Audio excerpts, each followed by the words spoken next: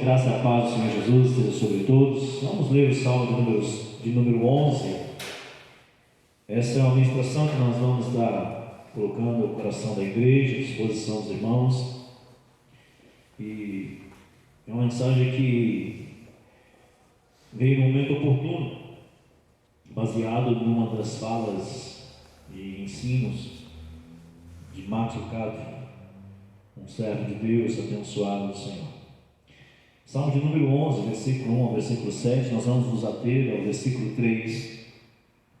Ele diz assim: No Senhor me refugio, como diz a minha alma, foge como pássaro para o teu monte, porque eis aí os ímpios armam o arco, dispõem a sua flecha na corda, para as ocultas dispararem contra os retos do coração. Ora, destruídos os fundamentos, que poderá fazer o justo? O Senhor está no seu santo templo. Nos céus tem o Senhor o seu trono, e os seus olhos estão atentos, as suas pálpebras sondam os filhos dos homens. O Senhor põe à prova ao justo e ao ímpio, mas ao que ama a violência, sua alma o abomina, para chover sobre os perversos brasas de fogo e enxofre, e vento abrasador será a parte do seu cálice. Porque o Senhor é justo e Ele ama a justiça, os retos contemplarão a face. Versículo 3: Ora, destruídos os fundamentos, que poderá fazer o justo? Bem, vamos orar neste momento. Pai querido, Deus de amor, é com grande alegria, Senhor Deus, em nosso coração, que nós estamos aqui reunidos, Senhor Deus, nesse tempo que nós estamos vivendo, Senhor Deus, de tantas restrições, isolamentos, em um período, Senhor Deus, angustiante, que tem afligido o coração da humanidade, Pai. Senhor Deus, certamente que esta pandemia não somente, Senhor Deus, trouxe terror aos homens, mas também veio revelar os nossos corações, veio revelar, Senhor Deus, as nossas bases. E é nisso, Senhor Deus, que nós queremos nesta noite pedir que o Senhor esteja assim nos abençoando, nos fortalecendo, edificando a sua casa, e através do poder da tua palavra, Senhor Deus, sejamos assim tocados, Senhor Deus. Queremos orar neste momento por aqueles que estão nos leitos de enfermidade, não apenas, Senhor Deus, acometido por esse vírus maldito que perturba a humanidade, mas também aqueles, Senhor Deus, que de alguma maneira estão adoentados, estão adoecidos, estão enfermos, estão hospitalizados, Senhor Deus. Pedimos que o Senhor venha com a tua cura celestial, enviando os teus anjos, ministros do Senhor celestiais, para trazer a cura, Senhor, sobre esses leitos, sobre essas pessoas, e essas pessoas sejam restauradas, levantadas, devolvidas aos seus lares e à sociedade, em nome do Senhor Jesus Cristo, Deus. Senhor, também pedimos, Senhor Deus, que o Senhor afasta, Senhor Deus, do nosso país, de maneira especial, tudo aquilo, Senhor Deus, que tem com mentalidade oportunista, corrupta e imoral, Senhor Deus, danosa a nossa nação, Pai. Que o Senhor, ó Pai querido, entre, Senhor Deus, com a tua providência celestial neste povo, Senhor Deus, e sobre este povo, Senhor Deus, conduzindo, Senhor Deus, aquilo que o Senhor realmente quer que seja conduzido segundo os teus planos e projetos, ó Pai. Seja batido, Senhor Deus, aqueles, ó Pai querido, que tentem se levantar contra o Senhor, contra os teus projetos, para a honra e glória do teu nome, Senhor. Abençoe este momento pelo poder da tua palavra. Abençoe o coração desta igreja, desse povo, a qual nós compartilharemos, Senhor, nesse momento. Certamente, Senhor Deus, tudo isso revela a nossa vida, o nosso coração. E, Senhor Deus, ao lermos este salmo, a tua palavra, o teu Espírito Santo possa nos conduzir, Senhor Deus, à seriedade, Senhor Deus, daquilo que é o projeto divino para as nossas vidas. Nós te louvamos e agradecemos neste momento, em nome de Jesus. Amém. Pode sentar, queridos. Versículo 3, para o qual baseia-se então esta palavra, e o título desta mensagem: Quando tudo que é bom se despedaça. Quando tudo que é bom se despedaça. O que a gente pode fazer? Imagina, né? Uma criança brincando com um brinquedinho que ele gosta tanto, e aquilo faz a alegria dele todo dia, e de repente ele perdeu aquele brinquedo, sumiu, não existe mais. Ou então você tem uma família tão sólida e a família ali está bem estruturada, de repente você não tem mais essa família. De repente você tem seu pai ou sua mãe na sua casa, e você o ama, adora, abraça, beija, e de repente por algum momento esse pai, essa mãe já não existe mais. Quando tudo que é bom se despedaça. De repente você está muito bem empregado, está dentro de um emprego sólido, numa boa profissão, sendo bastante reconhecido, e agora já não existe mais esse emprego. Quando tudo que é bom se despedaça, o que nós podemos fazer? Aonde nós podemos nos encaixar? Como nós voltarmos a viver novamente? A pergunta de Davi aqui também não é a nossa pergunta, poderíamos dizer assim, será que não seria a nossa mesma pergunta? Ora, destruir os fundamentos, que pode fazer o justo? Um fundamento. Se imagine a estrutura, se alguém chegar aqui nesta igreja e começar a quebrar as colunas desta igreja, o que nós vamos ter aqui? Senão um monte de entulhos, senão um desespero, né? Ao destruir os fundamentos, o que nós vamos ter? O que nós podemos fazer? E eu fiquei pensando, porque tudo que é bom, quando tudo que é bom se despedaça, o que o justo pode fazer? Eu fiquei pensando quando um vírus perfura as torres da nossa sociedade, as fortes torres da nossa sociedade, atingindo a saúde, atingindo a economia, consequentemente destabilizando todo um povo, toda uma nação, toda uma terra, quando as chamas da dor e muita dor coroam a cabeça e a fortaleza das pessoas, quando as cidades são sacudidas e as pessoas sucumbem à ciência, por exemplo, ao maior desafio para a ciência hoje, muitos cientistas estão correndo em querer saber qual o primeiro país que vai descobrir a vacina. O que fazer? Ainda nós estamos, parece que a gente está esperando acordar. De vez em quando eu falo, Deus, parece que tudo isso é um sonho, né? Mas parece que é um sonho de uma forma de pesadelo. Parece que a gente está esperando acordar, ainda nós estamos esperando abrir os olhos em algum momento sonolento e dizer assim, cara, que sonho foi esse? Parece que coisa é essa? Mas não é sonho, é uma realidade, uma dura realidade. Nós não vamos acordar, nós já estamos vivendo. E o porquê aquilo que nós vimos e estamos vendo não é um sonho. Um pequeno vírus espalhado por toda a terra paralisou o mundo inteiro, tirou a estrutura e o fundamento de muitas pessoas. Nós podemos ver aqui a própria igreja, né, nos dias de hoje. Quem diria? Quando se tira a estrutura, o que nós podemos fazer? Quando se tira a estrutura de uma casa, de um prédio, seja lá o que for, de uma grande sociedade, quando se tira uma estrutura, o que se pode fazer? Exatamente essa é a pergunta do salmista e a pergunta que nós podemos fazer. Nós podemos contextualizar essa pergunta para os nossos dias de hoje. O que nós estamos vendo não é um sonho, foi algo assim, indizível, impensável. Não é um sonho. Pessoas morreram mesmo, muitas pessoas estão morrendo. Países fecharam suas fronteiras, empresas fecharam suas portas, o mundo parou. Desesperadamente o mundo parou. E nós estamos tristes. Eu posso dizer que eu estou triste com tudo isso.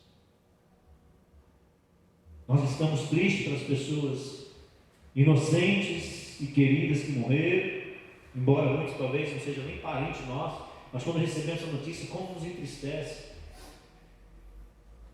Pelos filhos que não verão mais os seus pais, por seus cônjuges que não terão nem direito a enterrá-los. Nunca vimos isso na face da terra. Você não tem direito de enterrar um ente querido. nós sofremos a perda da vida. Mas o nosso movimento vai muito mais além, vai muito mais a fundo. Quando nós nos enlutamos pela morte das pessoas. Nós nos enlutamos pela morte de uma imagem, nós ficamos com a imagem de uma pessoa, não é porque aquela pessoa apareceu, desapareceu, não. Aquela imagem fica gravada em nossa vida, em nossa mente, e nós ficamos enlutados por uma imagem. Assim como o nosso horizonte agora parece que não é mais o mesmo, a gente começa a olhar e as coisas não são mais a mesma e não serão mais a mesma. Isso vai ficar para sempre alterado. É um período que alguém vai contar um dia lá de 2020, aconteceu algo terrível sobre a humanidade. Isso vai ficar registrado na história. Isso vai ficar registrado na memória. Isso vai entrar na história. Porque é a nossa visão de mundo hoje. Sabe de uma coisa, queridos? Nós pensávamos que éramos intocáveis. Nós pensávamos que éramos impenetráveis, que éramos tão sólidos, mesmo sendo cristãos. Quantas e quantas vezes nós, como cristãos, achamos que porque agora eu tenho Deus, porque eu tenho a presença do Senhor, que isso nunca me atingiria. Difícil pensar isso. Mas vimos que nós não somos impenetráveis, nós não somos intocáveis. Uma perda de vidas inocentes, nós perdemos a própria inocência. Talvez nós devemos saber melhor. Talvez nós deveríamos saber melhor, com tanta ciência, com tanta tecnologia, e ninguém previu tamanha catástrofe. Com tanto avanço tecnológico, tanto avanço na ciência, ninguém previu tamanha colapso. Então o que nós podemos fazer? Quando tudo que é bom se despedaça, o que pode fazer o justo? O que nós podemos fazer? A gente vai olhar aqui para esse texto e vamos nos enxergar nesse texto. Porque o salmista, ele entra agora numa situação impressionante. Curiosamente, Davi, no versículo 1 diz assim: no Senhor me refugio, como diz, pois a minha alma foge como um pássaro para o teu monte. Esse contexto, na verdade, é o momento que Davi estava sendo perseguido por Saul. Saul queria, de qualquer forma, matar Davi. E talvez alguém tenha aconselhado Davi, ou talvez ele tenha ouvido a voz do próprio coração, dizendo assim: foge! Mas você tem que fugir como um pássaro. Por que o pássaro? O pássaro, quando ele vai fugir, quando ele está sendo perseguido, ele vai para um lugar onde tem rochas, e várias rochas, e um lugar abundante de esconderijo, e o pássaro não vai para aquele lugar. Então a primeira opção que ele tem ouvido de alguém, ou talvez o próprio coração dele, foi: foge! Foge! Eu fiquei pensando sobre isso. E eu fiquei aqui refletindo muito no meu coração. Quando os fundamentos estão sendo abalados, quando está sendo destruído, a palavra destruído significa quando está sendo demolido, quando está sendo arrancado, quando está sendo derrubado o fundamento, o que eu vou fazer? Vou fugir. Talvez seja a primeira opção. Talvez seja a primeira opção que nós podemos ter aqui, e que Davi também teve: permanecer ou fugir. Difícil, né? E se fugir, vai fugir para onde, né? Uma calamidade atingindo o mundo todo, você vai fugir para onde? Talvez hoje o lugar mais preparado seria Israel, né? Israel praticamente foi o único país que conseguiu passar por isso, está passando por isso de uma forma muito segura. Eu fiquei pensando, não sei se era uma voz externa, algum amigo dele dizendo assim: Davi, olha, estou te perseguindo, quero te matar. Está sendo tirado o seu fundamento, você tem que fugir. Você tem que fugir. Eu fiquei pensando. E essa declaração, curiosamente, Davi, ele não responde a sua pergunta com uma resposta. Porque ele faz uma pergunta e ele não responde com uma resposta. Preste atenção. Que ele diz assim, olha, destruir os fundamentos, que poderá fazer o justo? E ele não responde com a resposta. Olha o que ele diz no versículo 4. O Senhor está no seu santo templo nos céus. Tem o Senhor no seu trono, os seus olhos estão atentos, as suas pálpebras sondam os filhos dos homens. Ele não responde com a resposta. Ele responde com uma declaração. É isso que eu fico pensando. Ele responde com uma declaração: o Senhor está no seu santo templo, o Senhor está no seu santo trono no céu. Como que ele reage à situação quando a estrutura é tirada, quando há um desmoronamento, quando é derrubado o fundamento? Como que ele reage a isso? Algumas vezes nós enfrentamos situações que achamos impossíveis de enfrentar. Fugir, abandonar um projeto, buscar uma mudança de atmosfera. Não, tem que sair para outro lugar. Quanta gente às vezes saiu de São Paulo e vieram para o interior, porque São Paulo estava muito contaminado. Buscar uma mudança de atmosfera são muitas vezes uma ideia que vem à nossa mente, mas em seguida nós devemos fazer uma pequena pergunta e profunda pergunta sóbria quanto é que é o nosso destino, porque fugir agora significa você pode fugir do seu destino, você pode estar fugindo daquilo que é projeto de Deus para a sua vida.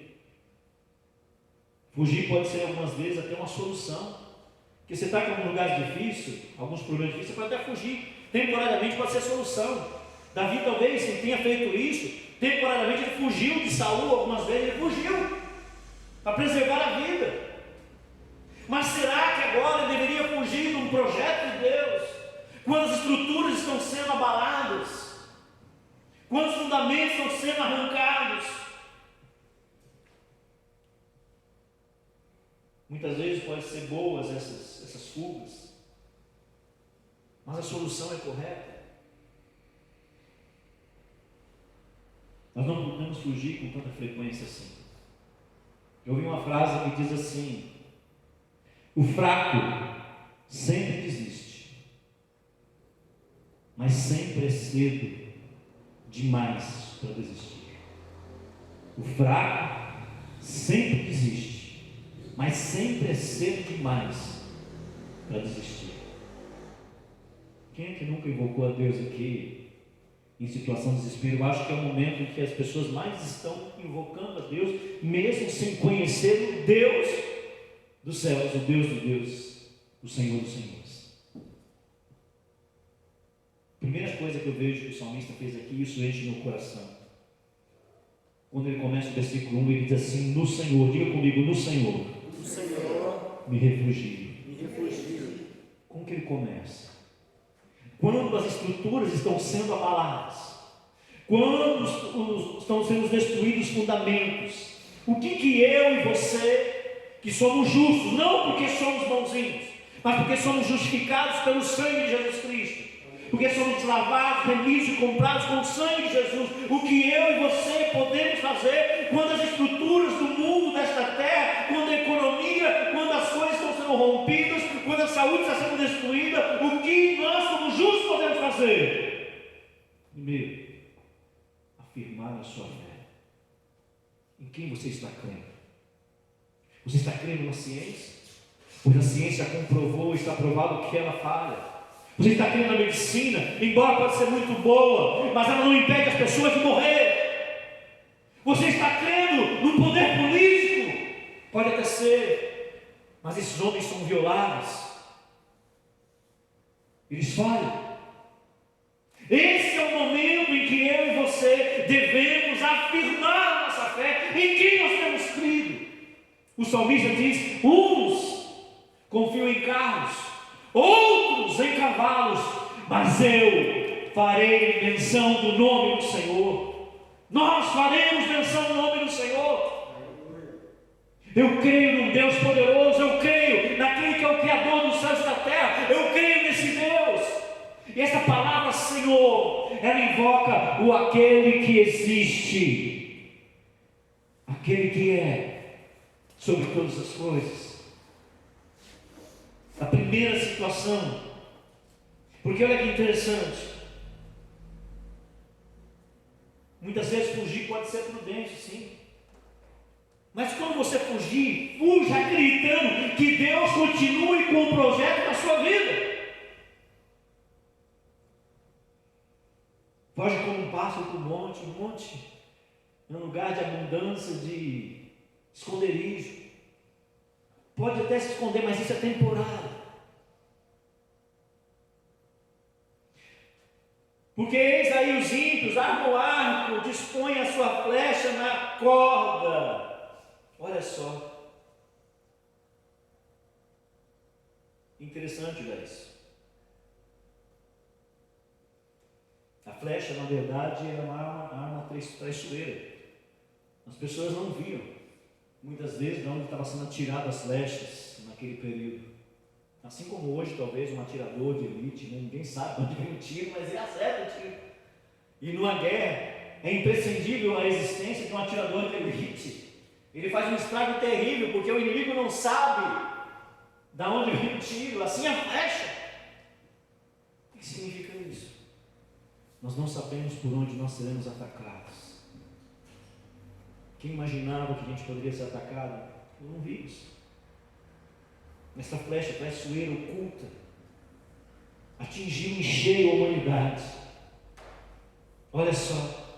E quando ele usa, a primeira coisa, quando as estruturas estão sendo abaladas, quando está sendo destruídos os fundamentos que poderá fazer o justo, a primeira coisa que eu e você podemos e devemos fazer é afirmar a nossa fé. Tem muitos crentes acreditando em muitas coisas e deixando de acreditar em Deus,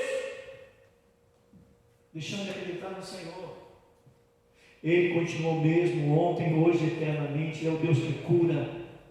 Ele é o Deus de Abraão, de Isaac, de Jacó. Ele é o mesmo Deus, Deus da aliança. Ele é o Deus que salva. Ele é o Deus que batiza com o Espírito Santo. Ele é o Deus que voltará em glória para buscar a sua igreja. Ele continua sendo. Afirme a sua fé. Quando as estruturas se abalam, quando o fundamento é destruído, nós precisamos afirmar a nossa fé. Eu sou crente em Cristo Jesus. Eu acredito no poder de Deus, mais do que o poder da morte, mais do que o poder do vírus. Eu acredito nesse Deus. A segunda coisa, quando eu olho para esse texto, e o versículo 4 ele responde, não com uma resposta, mas com uma declaração. Preste atenção. O Senhor está no seu santo templo. Diga comigo, o Senhor está no seu santo templo. O Senhor está no seu santo templo. Glória a Deus. Sabe o que significa isso? Que Deus é infalível. Ele não pode ser afetado por aquilo que nos afeta. Deus é infalível. Esse é um ponto infalível. Deus não é afetado pelas nossas tormentas, pelos nossos problemas, pelas nossas dificuldades, pelas nossas circunstâncias. Ele não é detido pelos nossos problemas, Ele não é atingido pelos nossos problemas. Ele está no seu santo templo, Ele está sobre o seu trono no céu. Deus não reage de maneira àquilo que Ele vê, porque aquilo que Ele vê não pode atingir. Deus reage sempre como Deus, como soberano sobre todas as coisas. A terceira coisa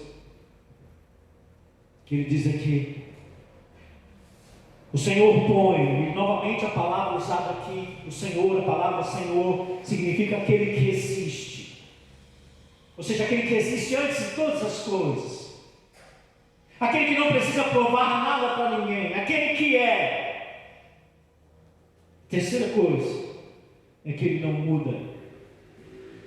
Deus é imutável. Deus é incaível. Ele está lá. Todo mundo pode ser que tenha saído do seu lugar. Toda a economia deste mundo saiu do seu lugar.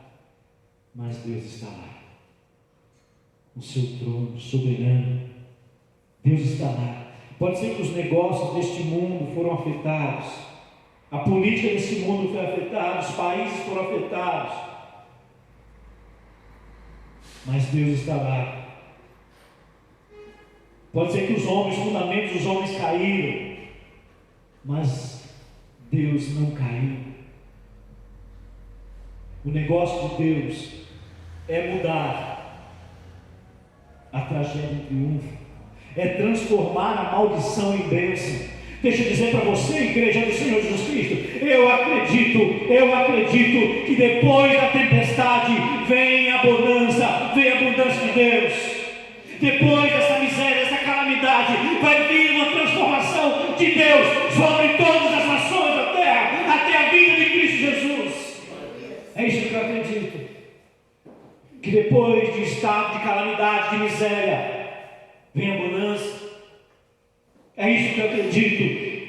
Porque Deus tem o poder de tirar o homem do montão, do lixo, e colocar assentado ao lado de príncipes. Eu acredito nesse Deus. E é isso que o salmista está dizendo aqui. Eu estou passando hoje por uma grande perseguição. Foi tirado. Veja qual é o fundamento desse homem. Esse homem não poderia mais estar na sua terra. Esse homem não poderia mais estar com a sua família. Ele estava agora se escondendo. Mas ele acreditava que a situação dele não atingia a situação de Deus. Que Deus estava lá e era capaz de reverter aquele quadro. Deixa eu dizer uma coisa para você, igreja do Senhor. O negócio de Deus é mudar a tragédia em triunfo, a maldição em bênção. Amém? Você crê nisso? Amém. Eu acredito.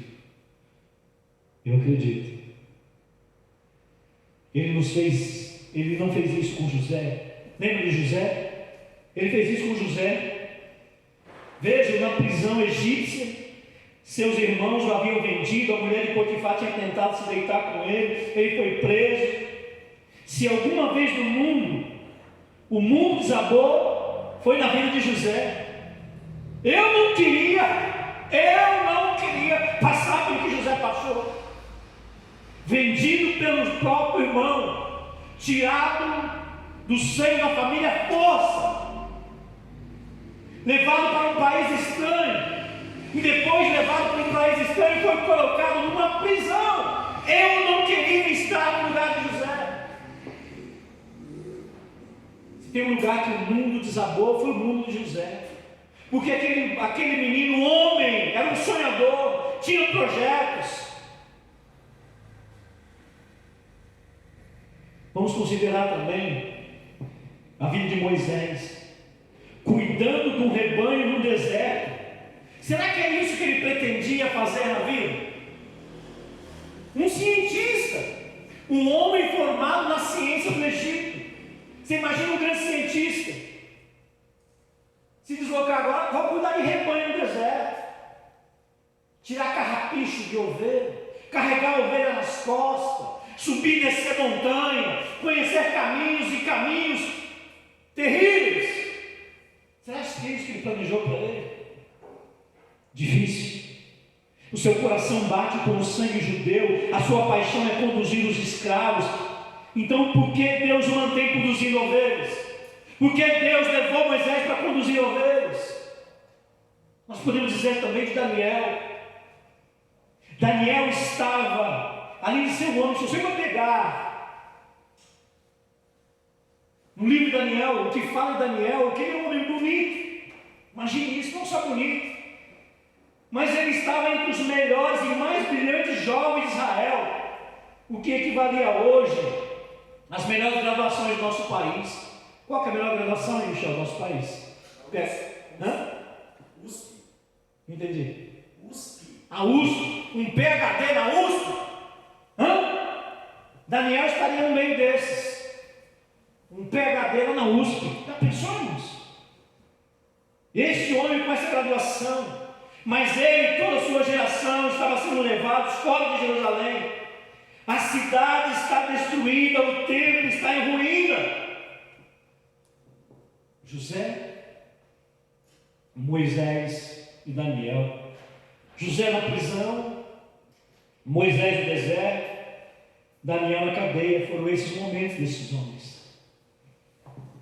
Outra coisa que eu preciso aprender, a terceira coisa que eu preciso aprender, se a primeira é a afirmação da minha fé, A segunda é saber que Deus é infalível. A terceira é saber que Deus não muda, que Ele está lá. A quarta é olhar para aqueles que Deus executou o seu projeto.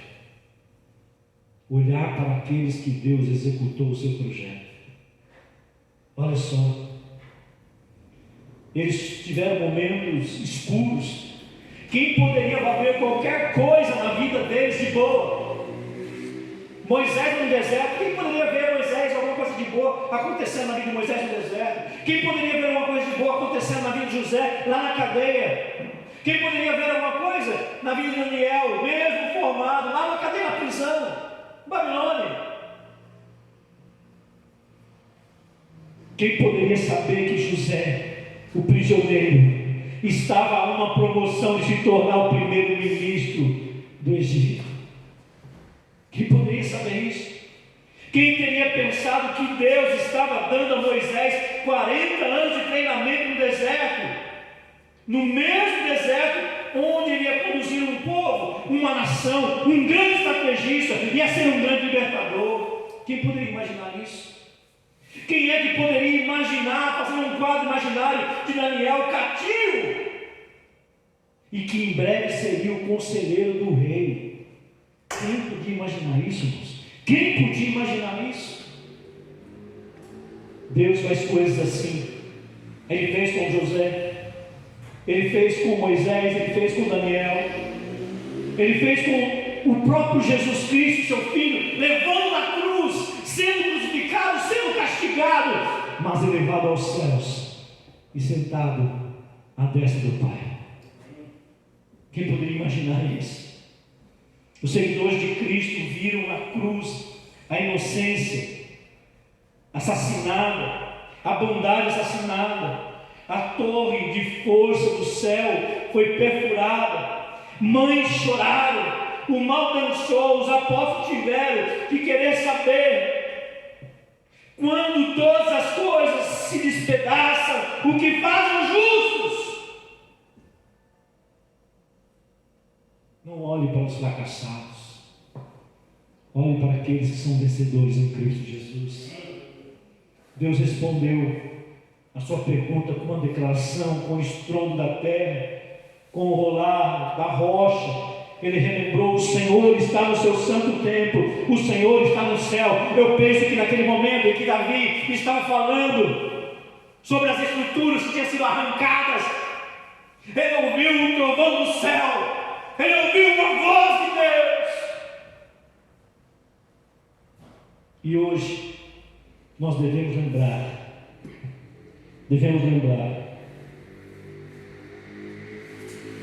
Ele ainda está lá. Diga: Deus, Ele ainda está lá. Irmãos, Ele ainda está no seu templo, Ele ainda está sobre o seu trono, Ele está sob o controle de todas as coisas. Ele ainda transforma os prisioneiros em príncipes, cativos em conselheiros e sexta-feiras em domingos. O que Ele fez então, Ele ainda fará, querido.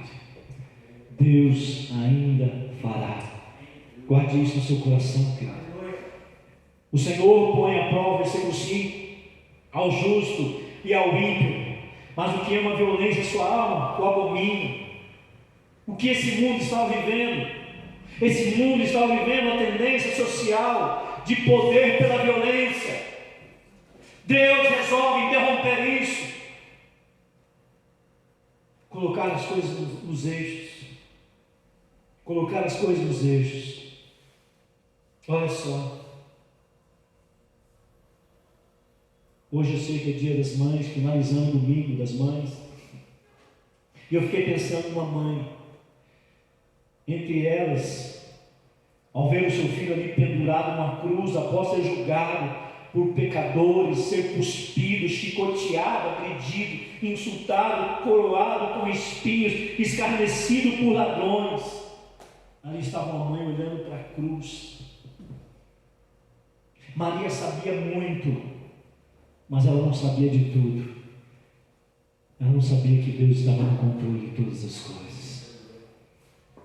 Quero dizer isso para você, que essa palavra fique no seu coração, em nome de Jesus Cristo. Quando você olhar para esse salmo, de número 11, versículo 3, aonde o salmista diz assim: ora, destruir os fundamentos que poderá fazer o justo. Deixa eu dizer para você, você pode afirmar a sua fé. Você pode dizer que você é um crente em Cristo Jesus. Você pode saber que Deus é infalível. Deus não falha. Ainda que a ciência possa falhar, ainda que a medicina possa falhar, ainda que os homens, a humanidade falha, Deus não falha. Saiba que Deus não muda, Ele está lá onde Ele sempre esteve. Ele continua no controle de todas as coisas. E quando você olhar, olhe para a Bíblia, para a palavra de Deus, para aqueles a qual Deus cumpriu os seus projetos, a qual Deus cumpriu os seus planos, mesmo sob situações mais difíceis. Mas Deus rompeu o cativeiro daqueles homens e o colocou em lugar de destaque. Deus transformou a maldição em bênção. Deus transformou e Ele continua transformando todo mal em triunfo. Amém? Vamos orar neste momento. Vamos colocar o nosso coração diante da presença do Senhor. Feche teus olhos agora. Eu queria que você orasse neste momento, porque eu acredito, como Michel ministrou a canção, acredito em Jesus Cristo, acredito em Deus Pai. Eu acredito que um dia Ele vai voltar. Eu acredito. E eu vou afirmar a minha fé em todas e quaisquer circunstâncias dessa vida. Pai, em nome de Jesus, que o Teu Santo Espírito esteja agora, Senhor Deus, conduzindo a nossa alma e a nossa vida. Eu sei, Senhor Deus, que esse vírus que veio sobre a humanidade também veio para revelar os nossos valores, veio para revelar os nossos fundamentos que nós temos, que são tão insignificantes, tão instáveis, tão frágeis, Senhor. Mas nós queremos, como cristão, neste momento de pandemia, de dor, de tristeza e sofrimento, afirmar que nós continuamos acreditando no Senhor, acreditando no Senhor que fez os céus e a terra, acreditando que o Senhor existe e que é galardoador daqueles que o temem. Senhor, em nome de Jesus, nós continuaremos, Senhor, acreditando que o Senhor é infalível. O homem pode, Senhor, falhar, a medicina, a tecnologia, mas o Senhor não falha. O Senhor é infalível. Eu creio que o Senhor é imutável, pois diz a tua palavra que o Senhor é o mesmo ontem, hoje e eternamente. O Senhor assume o controle de todas as coisas. O Senhor não abandonou a humanidade. E que os teus projetos serão cumpridos daqueles que são os teus escolhidos. E por isso nós vamos olhar para os escolhidos do Senhor, em nome de Jesus, porque o Senhor vai transformar todas as circunstâncias diversas em triunfos. Porque eu creio que depois das tempestades virá uma abundância. Eu creio em Ti, em nome de Jesus. Eu em Ti, em nome de Jesus. Acredito em Aleluia. Acredito em Deus, o Pai. Acredito no Santo Espírito que nos vida nova traz. Acredito na cruz de Cristo e que a morte enfim venceu. Acredito que ressurreto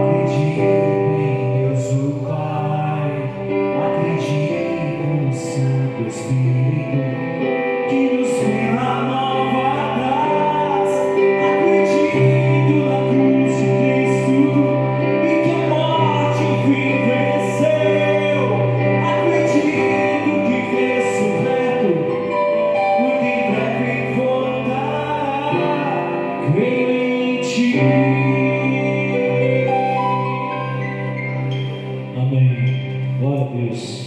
Glória a Deus. Pode sentar, queridos. Aleluia.